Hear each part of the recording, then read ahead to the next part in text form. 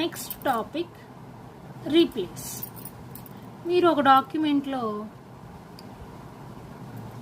రాము రాము అంటూ రాసుకెళ్ళిపోయారు ఒక స్టోరీని. దాన్ని రవి కింద మార్చాలనుకుంటున్నారు.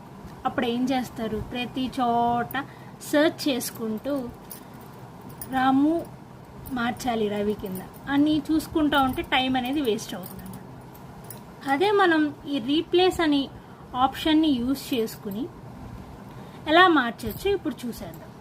సో ఇప్పుడు నేను ఏం చేస్తున్నానంటే అక్కడక్కడ రాము అని టైప్ చేసి పెట్టుకున్నాను నేను. సో ఆ రాము ఉన్న ప్లేస్లో రవి కింద మార్చాలనుకుంటున్నా. సో ఇక్కడ ఏం చేస్తానంటే రీప్లేస్ మీద క్లిక్ ఇస్తున్నాను. ఇది ఫైండ్ వాట్ అని ఉంది కదా, ఆ ప్లేస్లో